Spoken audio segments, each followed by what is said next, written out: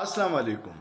په اسلام آباد کې ناس د پاکستان فیصله سازو اکثر دا ګیلي چې پښتانه او بلوچیان د پنجاب نه بیځایه ګیلي کوي او پنجاب مشر روړ دی داغه د مشرې دی اومنلی شي.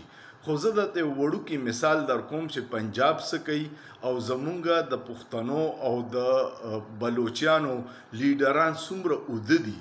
په ګوادر کې یو یونیورسيټي منظوره شوی و چې اب جلته جوړیږي ځکه چې ګوادر انټرنیشنل پورت دی او ډیر لوی بزنس هب جوړیږي نو له یونیورسيټي ضروري ده.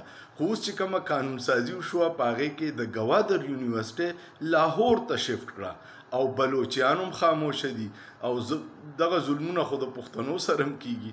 خو ما وی چې تاسو ته ووایم چې د بلوچیانو او د پښتنو دا ګیلې بېځایه نه دي.